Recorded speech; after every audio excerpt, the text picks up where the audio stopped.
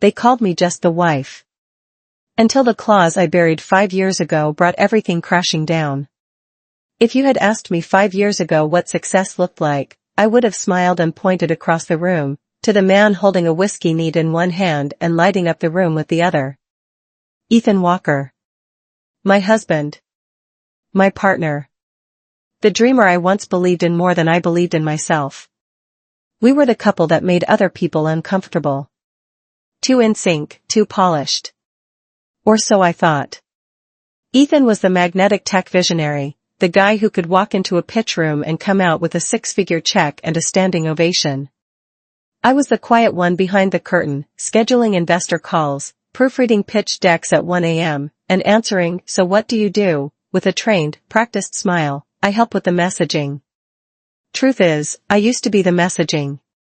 Back before Lux Data, I was the director of internal communications at a Fortune 500. I had a badge that unlocked glass-walled conference rooms, a team that trusted me, and a voice people listened to in board meetings. My name meant something. But when Ethan came to me with that sparkle in his eye and a half-baked idea about a smarter data platform, I didn't just cheer him on, I jumped off the cliff with him. "Build it with me," he said. So I did. We worked from our dining table. Post-its on the fridge, whiteboards in the hallway.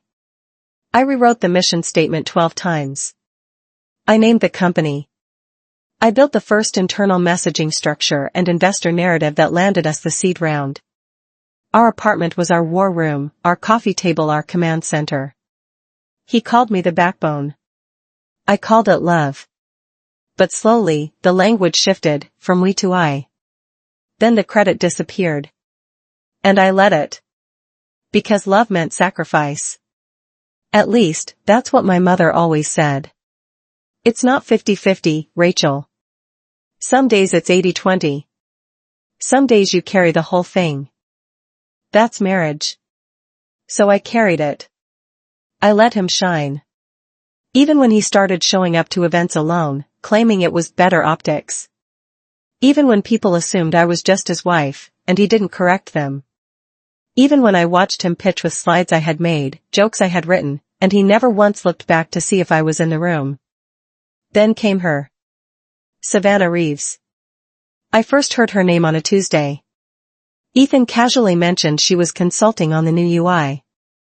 "Just some UX wizard from New York," he said, distracted. "Pretty sharp." The next week, her laugh echoed down the hallway during a team call. A high, clear sound I hadn't heard before. At the Lux Data holiday mixer, I met her in person. She was everything I wasn't trying to be, sleek, aloof, polished in a sharp-edged kind of way. Red lipstick, minimalist diamond studs, designer heels that made no noise on polished concrete. "Rachel, this is Savannah," Ethan said, guiding her forward. "Savannah, my wife."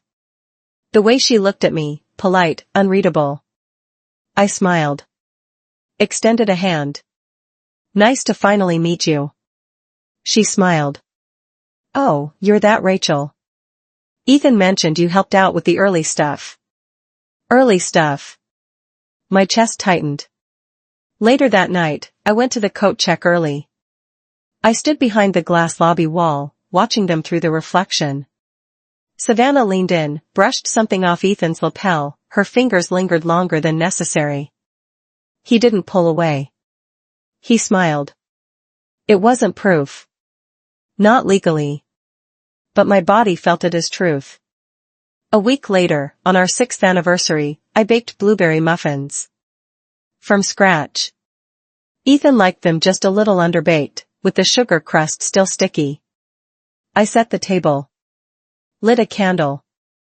Wore that navy wrap dress he used to compliment before meetings. He came home late. No flowers. No apology. He placed a manila envelope on the counter and sat across from me. "I think we've outgrown each other." Just like that. No yelling. No tears. His tone was detached, like discussing a calendar conflict. "I'm sorry. But this life, it's not enough anymore." I blinked. "Is it Savannah?" He didn't answer. He didn't need to. I want this to be clean, he said. No bitterness. I'll take care of the car note. You can keep the house. He was doing me a favor. He left with his duffel bag, his $1,200 coat, the one I helped him choose before his first keynote, and his curated sense of dignity. The door closed softly behind him. I sat alone at the table. The muffins untouched. The sugar crust already hardening.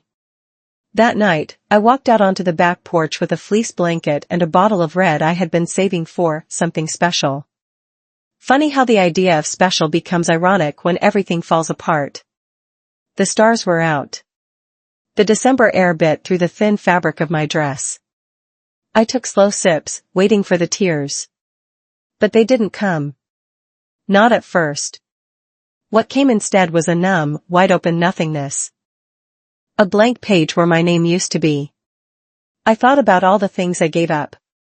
Not just the job or the title. But the way I used to walk into a room.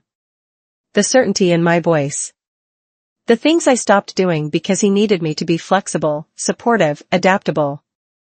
And then, as the wine settled in and the air turned colder, a new thought came. He didn't just leave me. He erased me. But here's the thing about erasing someone. Sometimes it just makes them start over, sharper. I pulled the blanket tighter. Looked up at the stars. And whispered to no one.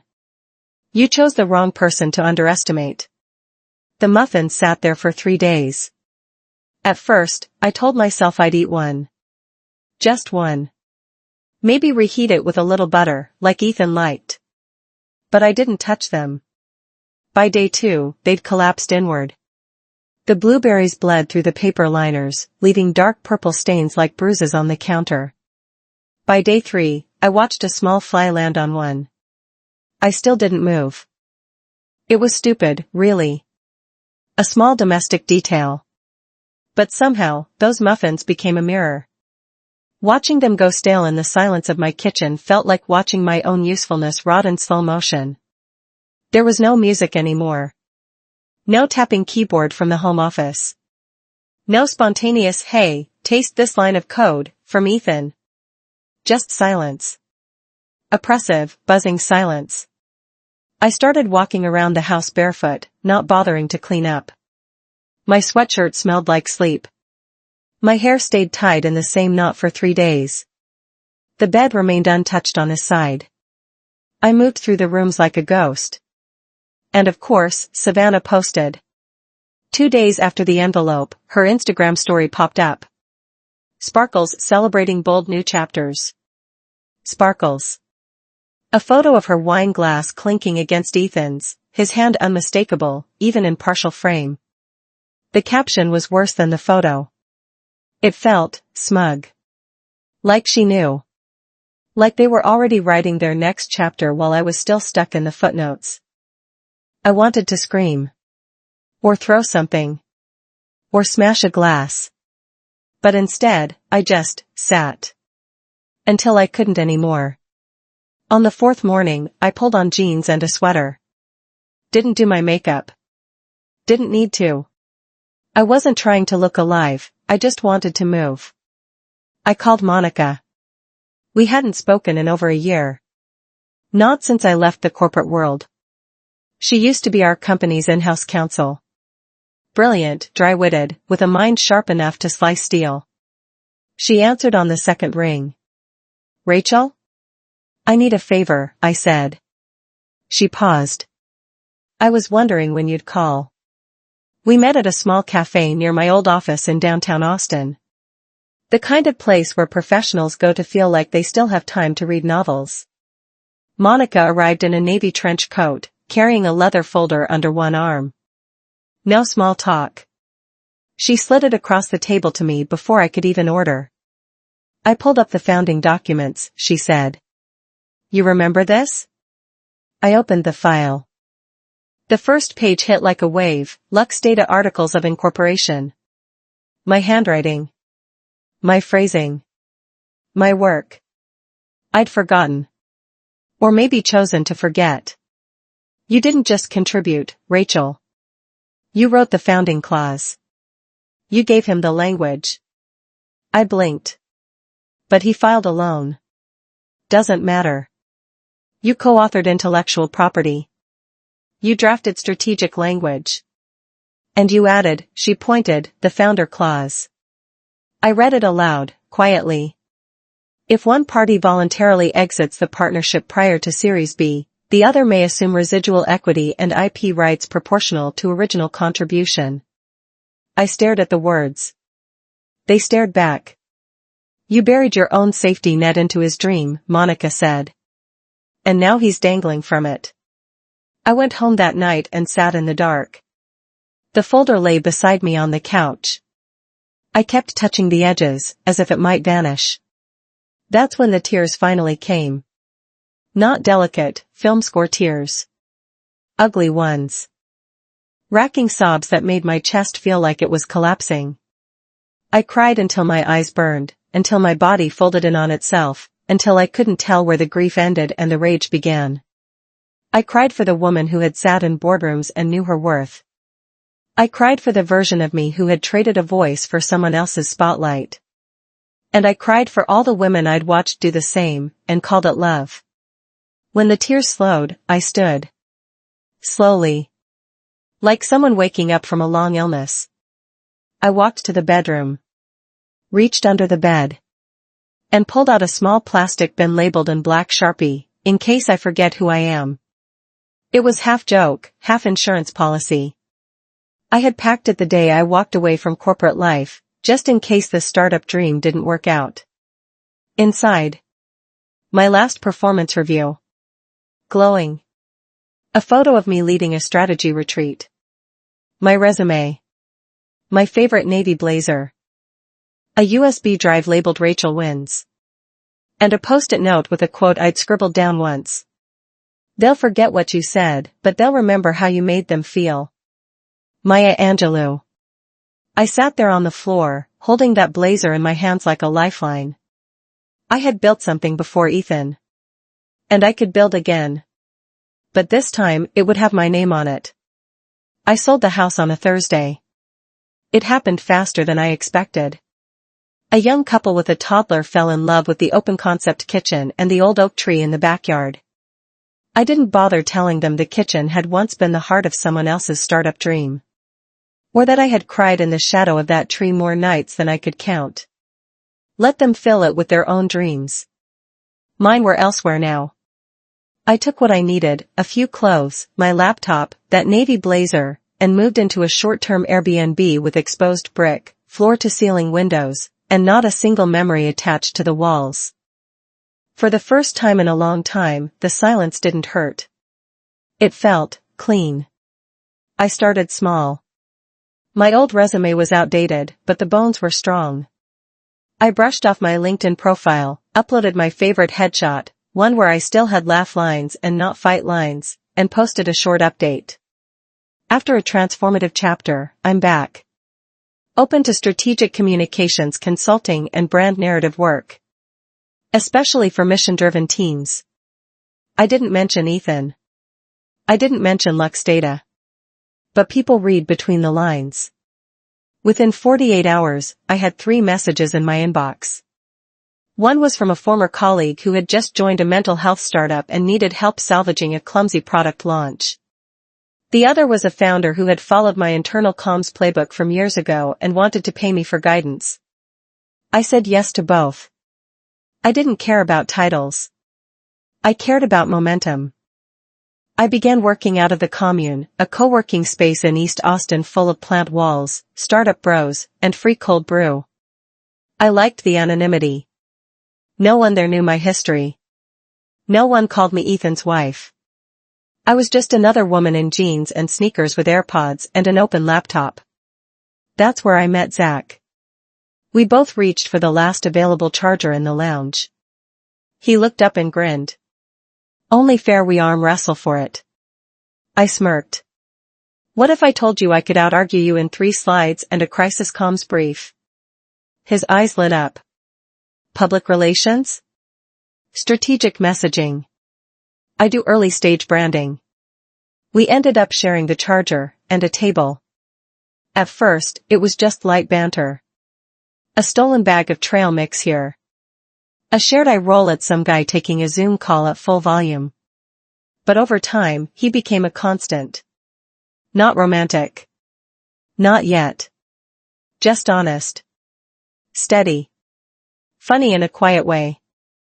The kind of person who didn't ask you to explain your sadness, he just made room for it at the table. That night, back at the Airbnb, I sat on the couch with my laptop and a glass of boxed red wine. The city glowed outside my window, neon and distant, like a life that used to belong to someone else. I opened Medium. Created a blank story. Typed a title. The Invisible Co-Founder, when you build something and get erased from it. And then I wrote. It poured out of me. Everything I'd held back. Not petty. Not bitter. Just, clear. Surgical. Honest. I wrote about the moments I sacrificed without question. The meetings I prepped for but never attended. The silent pride of watching someone else repeat your ideas as if they were their own. And I wrote about the moment I realized I was gone. Not from the company. But from myself. I hesitated for maybe half a second. Then I hit publish.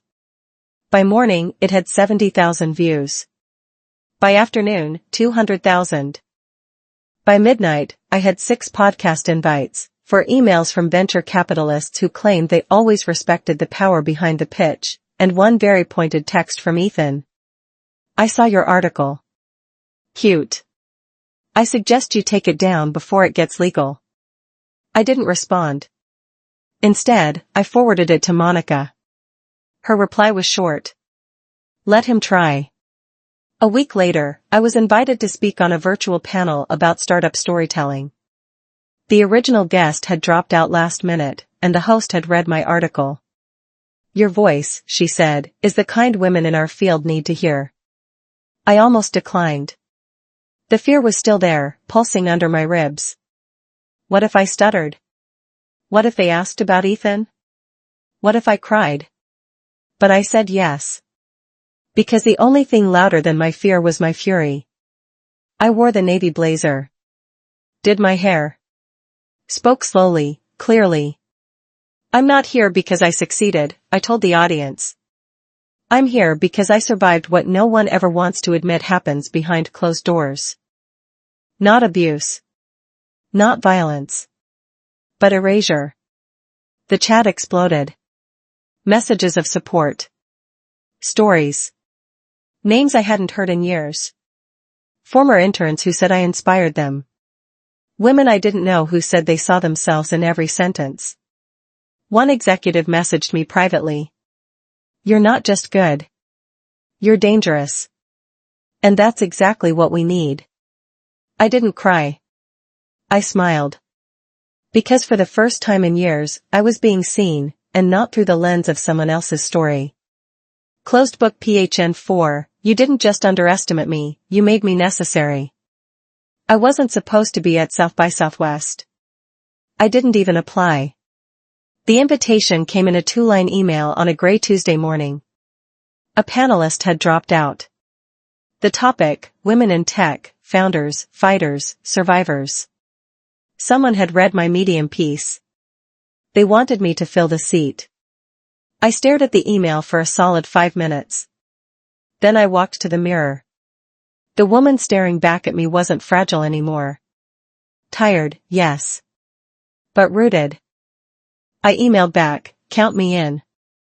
The day of the panel, Austin buzzed with its usual overstimulated hum, music, crowds, overpriced espresso. I wore a crisp white blouse, dark jeans, and heels I could actually walk in. Monica met me outside the venue, phone in hand, all business.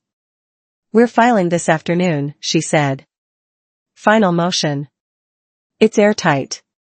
My stomach flipped. So that's it? She nodded. It's more than that. It's yours. I squeezed her hand. Thank you. She smirked. Don't thank me yet. Go blow the roof off this panel first. Inside, the room was packed. Maybe it was the title, maybe it was the timing, but every seat was full. Mostly women. Some men. A few reporters. All watching. The moderator opened with softballs. What does resilience mean to you? How do we handle imposter syndrome? But then she turned to me. Rachel, she said, you wrote in your essay that the hardest part wasn't the betrayal, but the silence that followed. Can you talk about that? I inhaled slowly. Then I said, clearly. When someone leaves you, you grieve. But when someone erases you, when they build something from your bones and forget to say your name, what you feel isn't grief. It's a kind of death no one brings flowers for. The room went still. Then came the claps. Soft at first. Then growing louder. Stronger. And in that moment, I wasn't nervous. I wasn't Ethan's ex-wife. I wasn't the ghost co-founder. I was just Rachel. Whole. Visible. After the panel, people swarmed. Handshakes. Business cards. Can I quote you in our newsletter? Would you mentor our founders? My CEO needs to hear this, can I send her the recording? I slipped away to catch my breath. Stepped outside near the side of the venue where the food trucks lined the curb and the air smelled like brisket and ambition. And then, of course, I saw him. Ethan. Same leather jacket. Same smug half-smile. But he looked smaller. Or maybe I had just grown too much to fit inside that version of him anymore. He walked up, coffee in hand. Rachel. I blinked. Ethan. Panelist now, he said, nodding toward the building. Guest speaker, I replied. You look different. I tilted my head. Alive? He winced. Just a little. We stood there for a beat, surrounded by noise, and yet cocooned in the history only the two of us shared. He cleared his throat. Look, we don't have to make this messy. I saw the post. The clause. I know what you're doing. What I'm doing, I said, is reclaiming what was mine. You could have just talked to me. We didn't need the public drama. Funny. That's what you gave Savannah. A private transition. I got silence. His jaw tightened. I'm trying to be fair. No, I said, you're trying to stay comfortable. And for the first time, I'm not here to cushion you. He took a step closer. Rachel, let's just settle this. Cleanly. I looked at him, really looked. And I didn't see the man I once loved. I saw a mirror of the system he thrived in. A man who had built a castle and forgotten who laid the first stone. You left our marriage like it was a failed beta test, I said. And now you're shocked the product evolved without you. He blinked. Said nothing. I didn't need him to. That night, Monica filed the motion. The clause held. Ethan's legal team tried to bluff. They threatened countersuits, bad press, arbitration. Monica shut it all down with receipts and timelines and a clause I wrote in a moment of forgotten wisdom 5 years ago. Savannah stepped down from the Lux Data board quietly. Tech Insider ran the headline the next morning. The ghost co-founder who came back to claim her name. The article went viral. Again. But this time I didn't hide. Zach texted. You're everywhere. Brunch or tacos to celebrate? I smiled. Tacos. Always tacos. We met that weekend at a food truck off South Congress. The kind with Christmas lights strung over picnic tables and a guy playing blues guitar from a folding chair. Zach handed me a plate loaded with brisket and salsa. So, he said, how does it feel to be a tech world legend? I laughed. I still prefer silence and spreadsheets. He nudged me gently. Yeah, but now the silence comes with a byline. That night, I stood on the balcony of the Airbnb. The city pulsed quietly below. For the first time, Austin didn't feel like the scene of my collapse. It felt like the place where I took back the pen. I pulled out my journal. Wrote one line. Sometimes your biggest mistake is underestimating the person who loved you most. And underneath it, in small, deliberate handwriting. He didn't break me. He revealed me. The headlines faded, eventually. As they always do. One week it was invisible co-founder reclaims her equity, the next it was a scandal at some biotech firm or a celebrity's crypto mishap. That's the nature of the news cycle, ruthless and short-lived. But the impact stayed. In the quiet weeks after the lawsuit settled and the dust cleared, something unexpected began to happen. Women started writing to me. At first, just a few. Then dozens. Then hundreds. Some were founders. Others were marketers, engineers, artists, nurses, stay-at-home mothers. They told me stories I recognized too well. I helped build his business from our basement. Then he married someone else. My name was left off the patent filing. They said I was emotional when I asked for equity. They said I should be grateful I was included at all. I read every message. Cried over some. Raged over others. And then one day, I looked at Monica across the table at our favorite cafe and said, we have to do something bigger. That's how the Rewrite Project was born. A non-profit initiative. Legal assistance. Storytelling tools. A safe space where women could speak their truth without shame or strategy. We started small. Just a website and a few pro bono hours. But it grew. And fast. A VC firm reached out to sponsor legal workshops. A university offered office space. A design studio helped us build a brand that didn't feel like charity, it felt like fire. Our tagline was simple. Tell the story they tried to write for you, then set it on fire. The first workshop sold out in a day.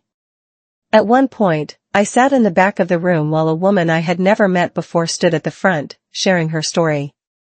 She said, for years, I thought I was the mistake in the equation. But I wasn't the error. I was the missing credit line. And I cried. Because that was it. That was the whole point. In the months that followed, I was invited to speak at 3 universities. One of them was my alma mater. I walked through those old lecture halls with a sense of quiet wonder, remembering the girl who once sat in the back, too nervous to raise her hand. This time, I stood at the podium. I talked about invisibility. About erasure. About rewriting. And I told them, don't wait for the world to call you brilliant. Be brilliant anyway. Loudly. They clapped. But what mattered more was what came after, girls lining up to say, I thought I was the only one. You never are. That's the power of storytelling. I got TV requests. Good Morning America. The Today Show. A docuseries in development. I turned most of them down. Not because I wasn't honored. But because I didn't need a spotlight, I needed a purpose. What I said yes to was mentoring. Zach and I began working on a side project, helping female-led startups shape their brand voice before they were asked to dilute it. We weren't co-founders. We were co-builders. His presence in my life remained steady, like a quiet light on the porch. Not a romance built on fire and urgency, but one grown in mutual respect, quiet support, and tacos at midnight. One day, walking through Zilker Park with iced coffees in hand, I told him, I think I want to write a book. He smiled. Memoir? Not really. Not just about Ethan. Then what? About choosing yourself. Out loud. He nodded. I'd read that. That night, I opened a blank Google document, typed the title. The Invisible Partner, a story about becoming the main character. The cursor blinked, steady and patient. I didn't flinch. I didn't doubt. I began. Epilogue, 1 year later. The book hit shelves the following spring. It didn't top the New York Times list. It didn't go viral. But it landed exactly where it needed to, on the nightstands of women searching for language. Every so often, someone would DM me a picture of the book dog-eared and highlighted, usually with a caption like, "This line made me cry. Thank you." But the message that stuck with me most came from a woman named Eliza, who simply wrote, "You helped me remember my name." And I thought, no headline could ever mean more than that.